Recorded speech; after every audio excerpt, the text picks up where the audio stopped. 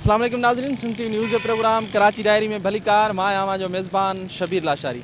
नाज़रीन, पाण अॼोके प्रोग्राम जे पहिरें हिस्से में ज़िक्र कंदासीं इन 249 जी जेका नंढी चूंड आहे, जेका तकरारी बणिजी चुकी आहे, उन सॼी सूरत हाल ते जेको आहे पाण गुफ़्तगू कंदासीं, उनजो जाइज़ो वठंदासीं। उन सां गॾोगॾु प्रोग्राम जे ॿिए हिस्से में पाण बहरिया टाउन पारां जेके कराची जूं क़दीम वसंदियूं आहिनि सिंधी ॻोठनि, उन्हनि खे मिसमार करण वारियूं कार्रवायूं आहिनि, उते जेका पैदा थियल सूरत हाल आहे उन जो पिणु ज़िक्र कंदासीं ऐं उनजो जाइज़ो वठंदासीं। प्रोग्राम जे पहिरें हिस्से में ज़िक्र कयूं था कराची तक एन 249 जो, जिते ताज़ो थियल नंढी चूंड दौरान पाकिस्तान पीपल्स पार्टी जो उम्मीदवार कादिर मंदोखेल कामयाबु थियो, जंहिंखां पोइ नून लीग समेत PTI, MQM, PSP ऐं ॿियनि पार्टियुनि जेको आहे उन चूंड खे जेको आहे उन सॼे अमल खे तकरारी करार ॾींदे ऐं धांधली करार ॾींदे ॿीहर ॻणप जी जेका आहे उहा दरख़्वास्त कई वई। ऐं ॿीहर ॻणप जॾहिं थी त नून लीग, PSP,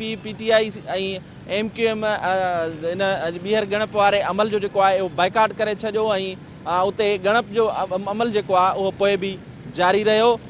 बाइकाट खां पोइ ॿाहिरि ईंदड़ जेके उम्मीदवारनि सां जेका असां ॻाल्हि ॿोल कई आहे, अचो तव्हांखे ॾेखारियूं त हीउ जेको ॻणप वारो अमल हुयो उन ते नून लीग उम्मीदवार मिफ्ता इस्माइल ऐं उनखां अलावा PTI उम्मीदवार अमजद आफ़रीदी ऐं ॿियनि जा कहिड़ा ख़दशा, जंहिंजे करे हू ॻणप वारे अमल जो बाइकाट करे ॿाहिरि निकिरी आया। अचो त उन्हनि सां कयल ॻाल्हि ॿोल ऐं उन्हनि जी जेका मीडिया सां कयल ॻाल्हि ॿोल आहे उहा तव्हांखे ॾेखारियूं। MQM और PTI बाइकाट करके चली गई, तो अब इस प्रोसेस का क्या रहता है कानूनी और आईनी जवाब? बिल्कुल कानून में और ऑर्डर में ऐसा कोई सेक्शन नहीं, क्लास नहीं है कि अगर कोई एक आदमी बाइकाट करे तो आप प्रोसेस रोक ले।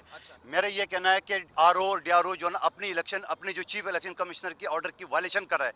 और ऑर्डर यह था कि 9 बजे आपने प्रोसेस स्टार्ट करना था, अभी 11 बज गए, प्रोसेस स्टार्ट नहीं हुआ, क्योंकि एक ही खुशामद के बारे नून लीग ने, लेकिन आपके तवस्सुस में नून लीग और PTI की दोस्ती को मुबारकबाद आप सबको देता हूँ। और MQM और PSP जहाँ इस शहर को उन्होंने खून से लथपथ कर दिए, आज फिर एक मरतबा एक को एक वोट के लिए इन्होंने जो इल्जाम लगा है कि बैग के सील्स झूठ बोल रहे हैं, कोई चुन नहीं है, बैग अभी खुले ही नहीं है, तो सील कहाँ से देखे उन्होंने? अभी तो बैग पड़े, अभी तो स्टार्टिंग में उन्होंने कहा कि नहीं जी आप एक ही चीज़ हमें चेक करके बता दे, तो RO ने यह बताया कि जो ऑर्डर में लिखा हुआ है हम सिर्फ आपको वोट चेक करके दिखाएंगे। लेकिन उन्हें जो ना माने, क्योंकि उनको पता है कि रिजल्ट क्या है, अगर उनको पता है अच्छी तरह पहले जो ड्रामा मचा है, और ये ड्रामा मैं आपको बता दूं ये 2023 तक ये चलाते रहेंगे। अच्छा, नून लीग का मुतालबा है कि हम ऐसे नहीं मानेंगे, अब दोबारा इलेक्शन हो, हमारा मुतालबा। इनकी ख्वाहिशात पे तो मैं करूँ, इनकी ख्वाहिश पे तो इनका सरबराह जहाज में बैठ के 2 मरतबा सजा हो के बाहर चले गए, इनकी ख्वाहिशात को। नाज़रीन, असां गॾु हिन वक़्तु सूबाई वज़ीर शहला रज़ा मौजूद है। अचो मैडम, ये क्या ड्रामा हो रहा है? नून लीग ने खुद दरख्वास्त दी कि रिकाउंटिंग की जाए, फिर सुबह आते ही वापस चले गए, क्या कहें? नून लीग को हर चीज़ अब तक प्लेट में रख के मिल रही थी और इस प्लेट में रख के खाने के वो आदी हो चुके हैं। ये सिंध है, यहाँ पर मुकाबला होता है, लाड़काना में भी हर सीट पे हम इलेक्शन लड़ते हैं और बाकायदा एक मुकाबला होता है और नताइज तस्लीम किए जाते हैं। एक पीसफुल इलेक्शन को इंतखाब की रात इन्होंने फ़रार हो गए और इन्होंने रोना धोना मचा दिया। इलेक्शन कमीशन ने एक प्रेसिडेंट सेट किया, हमें खुशी हुई, हम भी उस पर जो हैं वो चाहेंगे कि बहुत सारे हलक़े हमारे खुल जाएं। लेकिन आज उन्होंने इस अमल को कि जिसमें थैले खोले जाते और दोबारा से जो है वो वोट गिने जाते और बैलेट पेपर को गिना जाता, इस अमल को उन्होंने आज इस तरह से मुतनाज़ बना दिया कि उन्होंने कहा कि जी हमें नताइज दिए जाएं। पहले इन नताइज को वो मुस्तरद कर चुके हैं और अब आज तो बिल्कुल ये बात है कि जो नताइज वो ज़ीरो, चलिए आइए बैठें दोबारा गिनती करें। अब ये चाहते हैं कि हर चीज़ इनकी मर्ज़ी से चले, इलेक्शन कमीशन इनकी मर्ज़ी का, जजेस इनकी मर्ज़ी से। डस्का में जीत गए, बहुत अच्छा हुआ, रात में उनमें इनके लोग मारे गए, कोई बात नहीं, इनके लोग इनके साथ नहीं थे कि सेनेट इनके कहने पे इस्तीफे देते, इन्होंने PTI से बंदर बांट कर ली। अब सवाबी में जीत गए तो खुश, सिंध में हार गए। मैं ये पूछना चाहती हूँ 2018 के इलेक्शन में इनकी सिंध में कितनी सीटें थीं? और मैं ये पूछना चाहती हूँ कि अगर आप ये कहते भी हैं कि आपके इलेक्शन नताइज चोरी हो गए और हमारे तो जी जनरल इलेक्शन में इतने वोट थे, तो आपके तो जनरल इलेक्शन से ज़्यादा वोट डलने चाहिए। आपके साथ PDM खड़ी थी, ANP भी आपके साथ खड़ी थी जो कि PDM से निकल आई है। तो इसमें रोने को बंद करें, बहादुर बने और उनको ये समझना चाहिए कि हर अमल के लिए ज़रूरी है के उसका आप जवाब दें। रिकाउंट का तरीका होता है, उसमें फॉर्म 46 देना जरूरी होता है। इसने फॉर्म 46 नहीं दिया तो रिकाउंट नहीं हो सकता। अंदर जो आपको बैलेट पेपर बॉक्स दिखाए उस उनकी क्या सूरत हाल थी जरा नहीं बताइए। दिखा रहे ना, बैलेट पेपर के बैग पूरा हमारे सामने नहीं खोल रहे, खाली बैलेट जो यूज हुए उसको इस्तेमाल दिखा रहा है, जो अनयूज बैलेट है वो नहीं दिखा रहा। नाज़रीन सां गॾु हिन वक्त पीएसपी अगवान हफीजुद्दीन साहब मौजूद है जो तुमसे गल हफीजुद्दीन भाई क्या हुआ, आप लोगों ने भी बाइकआउट कर दिया, बाइकआउट की लॉजिक क्या है? देखिए, फर्स्ट ऑफ ऑल तो लॉजिक ये है कि इन्होंने हमें फॉर्म 46 नहीं दिया, पीपल्स पार्टी को दिया था। अच्छा सेकेंडली ये है कि जो जब बैग लाए गए तो सब में सील ही नहीं थी। अच्छा पहला बैग उठाया उस पर नहीं थी, जब इतने सारे 20, 25, 30 थे उस पर सील ही नहीं है। तो आप बताइए किस तरीके से इस बात की ऑथेंटिसिटी होती। ये कह रहे हैं कि हमने खोले, अभी कैसे खोलें भाई, 25-30 की खोल लिए, पहले वाले का भी इन्होंने साबित नहीं कर सके कैसे खोला। सही। तो हम समझते हैं कि ये सरासर बेईमानी हो रही है यहाँ पे, इस चीज़ को नोट करना चाहिए। हम इलेक्शन कमीशन ऑफ पाकिस्तान से दरख्वास्त करते हैं कि वो इसको स्टे करें और इसका प्रॉपर फोरेंसिक ऑडिट या इसका ऑडिट करें, अपने नुमाइंदे भेजें इलेक्शन कमीशन ऑफ पाकिस्तान और दोबारा से सारे प्रोसेस को हैंडल करें। अगर ये नहीं होता तो सीधे सीधे दोबारा इलेक्शन होने चाहिए इस हल्के में। अच्छा कानूनी और आईनी पोजीशन क्या है इस दोबारा गिनती की? अब देखिए, इलेक्शन कमीशन ऑफ पाकिस्तान ने ऑर्डर किया है, हम उसका एहतराम करते हैं, गिनती होनी चाहिए, लेकिन इस तरीके से नहीं होनी चाहिए जैसे आरओ साहब चाहते हैं। अच्छा तो अब आप क्या मुतालबा करेंगे आगे, रीपोलिंग का क्या?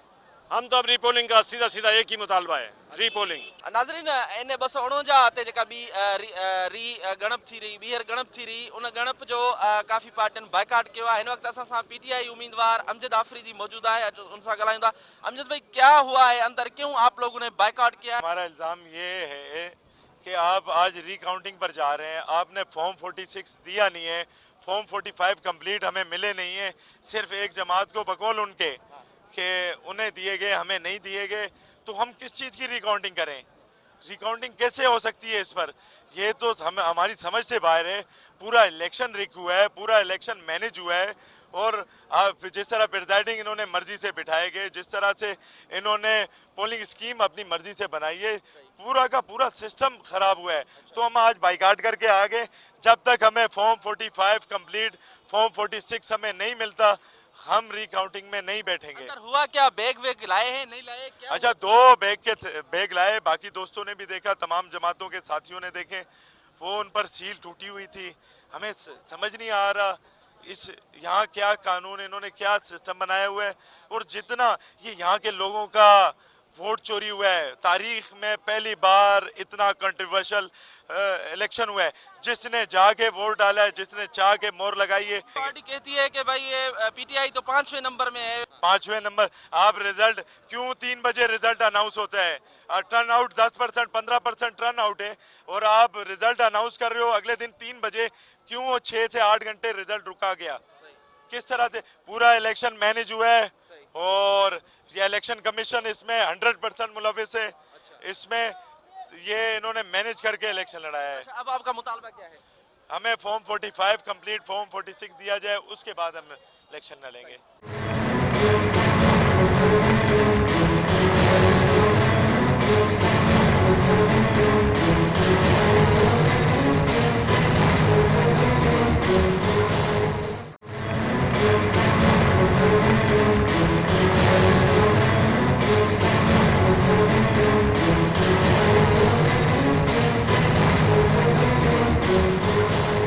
नाज़रीन प्रोग्राम में हाणे ज़िक्र कंदासीं बहरिया टाउन जी नाइंसाफ़ियुनि जो। बहरिया टाउन पारां मलीर, गडाप ऐं काठोड़ जा जेके क़दीम ॻोठ आहिनि, क़दीम सिंधी वसंदियूं आहिनि, उन्हनि ॻोठाणनि सां नाइंसाफ़ियुनि जो हिकु अणखुटंदड़ जेको सिलसिलो आहे उहो जारी आहे। बहरिया टाउन इंतिज़ामिया पारां क़दीमी ॻोठ मिसमार करण लाइ ॻोठाणनि ते तशदुद बि कयो पियो वञे, फायरिंग बि कई पई वञे, ऐं उन्हनि ते कूड़ा केस दाख़िल कराइण जो सिलसिलो जेको आहे उहो पिणु जारी आहे। इन हवाले सां असां सां गॾु हिन वक़्तु मौजूदु आहे सिंध जो नाले वारो लेखक अदीब गुलहसन कलमती साहब, जेको बहरिया टाउन में थींदड़ जेके नाइंसाफ़ियूं आहिनि उन्हनि ख़िलाफ़ु जदोजहद बि करे पियो। तव्हांजे रवासियुनि सां गॾिजी अचो, तुन सां ॻाल्हि ॿोल कयूं था। असांजी वरी महिरबानी कलमती साहब, हीउ छा पियो थिए? वॾे अरसे खां वठी इहे शयूं ॿुधंदा पिया हुआसीं, पर तव्हां उन्हनि में तमामु घणी तेज़ी अची वई आहे। कल्ह जेको वाक़ियो थियो आहे असीं सम्झणु चाहींदासीं तव्हां खां त हिकु पासे बिलाल भुट्टे ज़रदारी नोटिस बि वरितो आहे, सिंध हुकूमत जांच बि करे पई, त ॿिए पासे वरी बैरिया टाउन इंतिज़ामिया जूं ॻोठ मिसमार करण जूं कार्रवायूं बि जारी आहिनि। छा पियो थिए? ही मनसूबो असां 2014 खां शुरू थियो, 2013 और 2014 खां शुरू थियो। 2015 खां असां उन वक़्तु चयो त हीउ गैर क़ानूनी आहे, हिनखे रोकियो वञे। पोइ असांजी जदोजहद मुसलसल हली कोर्ट हिकिड़ो फ़ैसिलो ॾिनो, की यादि हूंदो त हीउ गैर क़ानूनी आहे, हिनखे जेको ख़तमु कयो वञे। ऐं गॾोगॾु नेब खे इंक्वायरी लाइ चयो, नेब इंक्वायरी बि कई, ऐं नेब जी इंक्वायरी में इहो इहा ख़बर पई त टोटल गैर क़ानूनी अमल आहे ऐं सरकारी ज़मीनूं जेके आहिनि उहे कब्ज़े जी सूरत में माण्हुनि खां छॾाए हिननि खे ॾिनियूं वयूं। पोइ वरी इम्प्लीमेंटेशन बेंच जेका ठाही हुई उन ते इहो कमु रखियो त तव्हां हिन फ़ैसिले ते अमल दरामद करियो जेको सुप्रीम कोर्ट जो फ़ैसिलो आहे। बजाए अमल दरामद करण जे उन इम्प्लीमेंटेशन बेंच बार्गेनिंग शुरू कई। 460 अरब जे बार्गेनिंग ते 16,800 एकड़ ज़मीन इनखे क़ानूनी करे, जेको गैर क़ानूनी ज़मीन क़ानूनी करे हिन जे हवाले कई हुई। उन 16,800 में घटि में घटि 15 ॻोठनि फ़ैसिले में इहो आहे त हुन ॻोठनि खे तव्हां डिस्टर्ब न कंदा ऐं हिन खां वधीक का बि ज़मीन हिनखे न ॾींदा। लेकिन असां पहिरीं ॾींहं खां उन फ़ैसिले ते असांखे एतिराज़ु हुयो, पर उनजे बावजूदि असां चऊं था इहे 16,800 एकड़ आहिनि कहिड़ा, असांखे उहा जेका मार्क करे ॾिनो वञे त इहे 16,800 एकड़ ई आहिनि, फलाणा ॻोठ हिन जे अंदरि अचनि था। छाकाणि त असां पहिरीं ॾींहं खां ॾिसूं था अॼु ॾींहं ताईं उहे 45,000 एकड़ उन ते जो कमु हले पियो, किथे बि असांखे इहो ज़ाहिर न थियो त कुझु ज़मीन जेका आहे कटे करे हिन खां अलॻि करे सरकार पाण जे हैंडओवर कई, अहिड़ी का सूरत नज़र न आई। हिकिड़ी ॻाल्हि इहा आहे, हिन ते असांजो जोड़ो ऐं ॻोठनि जो जोड़ो हले पियो। उन कोर्ट जे फ़ैसिले खां पहिरीं हिन जो कमु जेको आहे 6 महीननि ताईं बंदि हो, कोर्ट हिनखे बंदि कराए छॾियो, टोटल कमु हिन जो बंदि हो। उन फ़ैसिले खां पुठियां पोइ हिन जो हौसलो वधी वियो। उन फ़ैसिले खां पुठियां हिते बिल्डोज़र खणी हर ॻोठ ते पहुची थो वञे त कोर्ट त मूंखे ॾेई छॾियो 16,800 एकड़, हाणे इहो ॻोठ बि उन में अचे थो, इहा मुंहिंजी ज़मीन बि उन में अचे पई। ज़मीन घणो करियो त सरकारी ज़मीन, कुझु ज़मीनूं जेके आहिनि उहे क़बूली ज़मीन, बाक़ी तमामु सरकारी ज़मीन। थोरी सम्झाइजो, सरकारी ज़मीनूं माना जंहिंखे अणसर्वे चइबो आहे उहे, है न? न अणसर्वे न, सर्वे ज़मीनूं आहिनि। सर्वे मतिलबु त सर्वे गवर्नमेंट जे तरफ़ां सर्वे थियल आहिनि, जेको 1896 में कराची जूं देयूं जेके आहिनि सर्वे थियूं आहिनि, उन ई मुताबिक़ जेके नक्शा ठहिया उन दौर में ठहिया आहिनि। उहे अलाट थियल न आहिनि? उहे अलाट न, उहे हर 30 साल में एग्रीकल्चर जे लाइ, पोल्ट्री फार्मिंग जे लाइ, डेयरी फार्मिंग जे लाइ माण्हुनि खे ॾिनियूं वञनि थियूं लीज़ जे लाइ। हालांकि उहे एग्रीकल्चर ज़मीन खे तव्हां कंहिं बि हाउसिंग स्कीम लाइ कन्वर्ट करे नथा सघो हेॾे वॾे तइदाद में।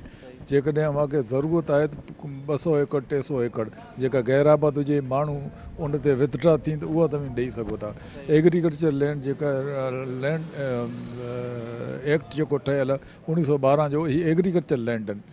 हीअ एग्रीकल्चर लैंड में वाइल्ड लाइफ सपोर्ट एरिया, 2 शयूं हिते आहिनि। तंहिंजे करे वाइल्ड लाइफ सपोर्ट एरिया में बि तव्हां एॾी वॾी कंस्ट्रक्शन नथा करे सघो, ऐं एग्रीकल्चर लैंड खे तव्हां इन नमूने सां एक्वायर्ड करे हाउसिंग स्कीम लाइ नथा खणी सघो। उन बावजूदि इहे सभु शयूं, तॾहिं त कोर्ट हिनखे चयो त मुकमल गैर क़ानूनी आहे। हाणे ॻाल्हि इहा आहे त जेका सरकारी ज़मीन आहे लीज़ ते ॾिनल आहे, उहा लीज़ जेका आहे उहा असेंबली जे थ्रू इन नमूने सां कैंसिल कई वई त सिंध असेंबलीअ मां हिकिड़ो करारदाद पास करे कराची जूं टोटल 92 दियूं जेके रेवेन्यू जूं ज़मीनूं हुयूं, बचियल बाक़ी जेके ज़मीनूं हुयूं 50 दियूं बचियल हुयूं, उहे एग्रीकल्चर लैंड हो, उन्हनि ते ग्रीन बेल्ट हुयो, वाइल्ड लाइफ हुयो, त उहे ज़मीनूं MD जे हवाले कयूं वयूं। छाकाणि त मली डेवलपमेंट अथॉरिटी ऐं लियारी डेवलपमेंट अथॉरिटी, 7 दियूं लियारी डेवलपमेंट अथॉरिटी खे ऐं 43 दियूं जेके आहिनि उहे मली डेवलपमेंट अथॉरिटी खे। इहो इन ई करे ॾिनी हुई त हिन खे फ़ाइदो ॾियणो हो, ऐं इन जे करे इहे ज़मीनूं हुन जे हवाले कयूं हुयूं। ऐं पोइ मुख़्तलिफ़ इलाइक़नि में हिन ज़मीनूं परचेज़ करे उन ज़मीनुनि खे हिन सुपरायो ते शिफ्ट कयो। हालांकि इहो बि अमल गैर क़ानूनी हो। अब्दुल्ला शाह जे दौर में इन अमल ते पाबंदी हणाई वई गवर्नमेंट जे तरफ़ां, इहा पाबंदी आहे तव्हां हिकिड़ी ज़मीन जेका गैराबाद आहे, हेतिरी परे उनजी का क़ीमत कोन्हे, उनखे सुपरायो ते क़ीमती, उहो सिर्फ़ु इन हिकिड़े माण्हू, तुंहिंजे लाइ मुंहिंजे लाइ इहो क़ानून न हुयो, इहो क़ानून सिर्फ़ु मलिक रियाज़ जे लाइ हुयो। ऐं उन ते बि कोर्ट चयो त इहो ग़लति थियो, ऐं कोर्ट उहो फ़ैसिलो हुनजो इहे अमल वापसि कयो त जेके ज़मीनूं परचेज़ कयूं उहे ज़मीनूं वापसि उते ई वेंदियूं जिते आहिनि। हाणे इहो फ़ैसिलो पंहिंजे हिते मौजूदु आहे त मलिक रियाज़ हिकिड़े मोइदान में, हाक्सबे में, ठठे में ज़मीन वरिती आहे, उहा ज़मीन शिफ्ट थी, उहा शिफ्ट कैंसिल थी वई आहे, पर उहा शइ बि ज़ाहिर कोन पई कई वञे त केतिरी ज़मीन जेका आहे उहा कैंसिल थी आहे, उहा वरी अॻूणे जाइ ते वई आहे। जेका ज़मीन शिफ्ट कराई आहे उते उन कंस्ट्रक्शन कई आहे, उनजी हाणे हैसियत कहिड़ी हूंदी, इहे सभु शयूं जेके आहिनि मुंझियल आहिनि। तंहिंजे करे कोर्ट खे असां बार बार अपील था करियूं शयुनि खे क्लियर करे। ताज़ो जेको वाक़ियो थियो आहे इहो काठोड़ में थियो, दे काठोड़ में, छाकाणि त इन जी हद जेका आहे उहा लंघे जी नदी ते ख़तमु थी थिए ऐं कुझु एरिया इन काठोड़ में जेका कंस्ट्रक्शन लाइ शुरू कई आहे, विच में हिकिड़ी वॾी पट्टी आहे जेका माण्हुनि जी पंहिंजी ज़मीन, जंहिंमें कुझु सरवी मतिलबु क़बूली ज़मीन, कुझु सरकारी ज़मीन, 5-6 ॻोठ आहिनि। हाणे हीउ चाहे थो त हुन पासे मुंहिंजो पीस आहे, हिन पासे पीस आहे, तंहिंजे करे विच वारी इन सॼे ज़मीन खे आउं खणा थो। इन ते इहो जहिड़ो मुसलसल शुरू थियो, जंहिंमें अलीदाद गबोल ॻोठ आहे, खीरतर गबोल ॻोठ आहे, दरिया ख़ान गबोल ॻोठ आहे, हादीबश गबोल ॻोठ आहे, कमाल ख़ान जोकियो ॻोठ आहे, सालिम अहमद ॻोठ आहे, ऐं गुलाम क़दर गबोल ॻोठ आहे, अब्दुल्ला गबोल ॻोठ आहे। इहे ॻोठ उन स्कीम जे विच में अचंदा, हिन जी हिकिड़ो पीस हिकिड़े पासे आहे, ॿियो हिन पासे। हाणे इहो रस्ते जे लाइ ऐं उन पंहिंजी स्कीम खे कामयाबु करण जे लाइ इन्हनि ॻोठनि ते बार बार हलां पियो करे। हालांकि बिलावल भुट्टे नोटिस वरितो, पर नोटिस त वारी ॻाल्हि असांखे सरज़मीन ते नज़र कोन पई अचे।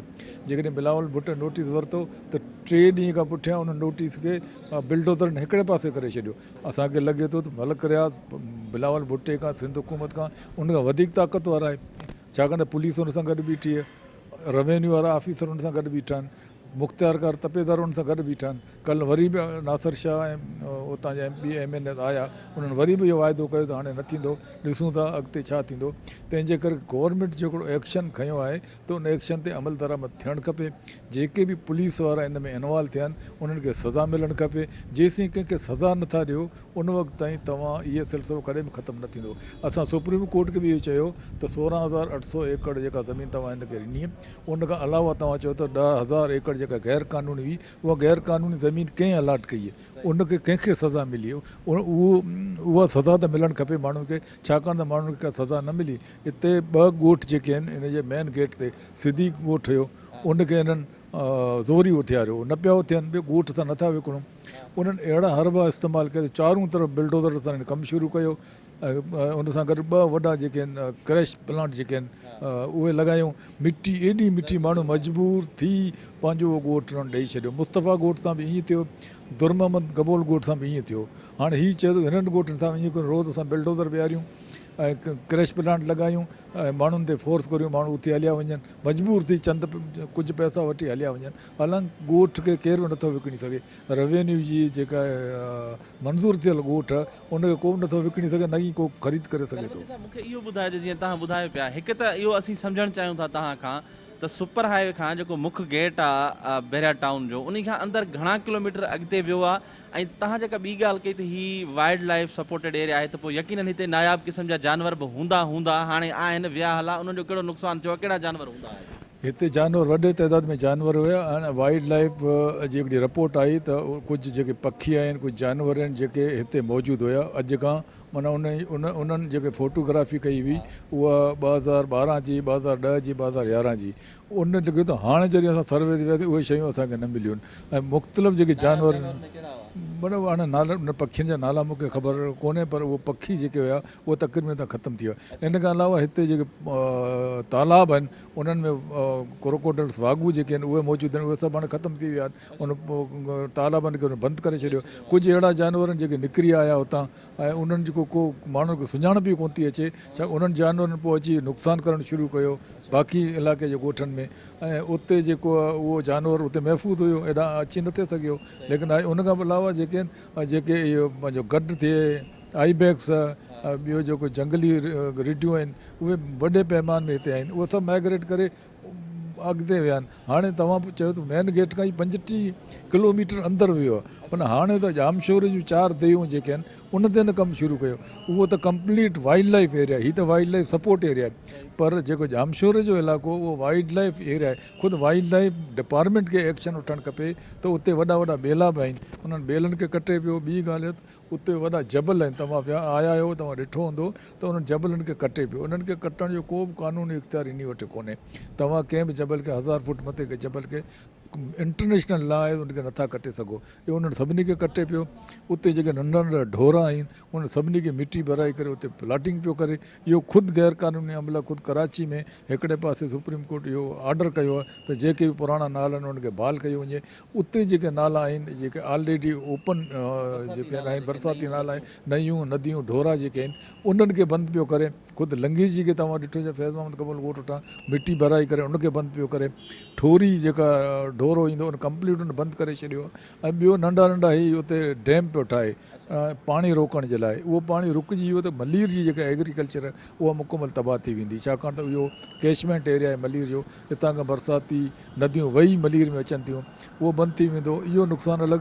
ॿी ॻाल्हि इहा त जेके नदियूं नाला आहिनि ढोरा आहिनि जेके मौजूदु आहिनि, सॼे गटर जो पाणी उहो उन्हनि में छॾे पियो ऐं उते आसे पासे ॻोठ आहिनि ऐं उते एग्रीकल्चर थिए बि। ऐं सुभाणे कोर्ट वरी इहो फ़ैसिलो ॾींदी मलीर वांगुरु त एग्रीकल्चर इहा सब्ज़ी जेका कम जी कोन्हे, छाकाणि त गटर जो पाणी जेको आहे उहो झर मां अची खून में पए थो, इन करे हिनखे बंदि कयो वञे। तंहिंजे करे असां चऊं त हिन वक़्तु ई कोर्ट खे गवर्नमेंट खे इन तरफ़ ध्यानु ॾियणु खपे त जेके ढोर आहिनि बंदि कया आहिनि उहो ओपन कया वञनि ऐं जेको माहौलियात खे जेको तबाह पियो करे, जबलनि खे ख़तमु पियो करे ऐं जेके नंढा नंढा चेक डैम ठाहे। थोरो मां इंटरप्ट पियो कयां, हिस्टोरिकल शयूं जेके आहिनि उन्हनि खे केतिरो नुक़सानु पहुचण जो अंदेशो आहे या ख़तरो आहे, जीअं तारीख़ी क़ब्रस्तान या मुक़ाम आहिनि माण्हुनि जा, क़बरूं आहिनि या कुझु ॿियूं शयूं हुयूं, ऐं ॿुधो आहे त हीअ त को लाॻीतो अॻिते खीरथर जी चोटी सां गोरख ताईं वञणु चाहे थो। हिन जो मूं त अॼु खां 3 साल अॻु मुंहिंजो हिकिड़ो आर्टिकल छपियो हो त हीउ गोरख ताईं वञणु चाहे थो, प्राइवेट पार्टनरशिप जे तहत जेका ॻाल्हि हली गोरख खे ॾियणो हो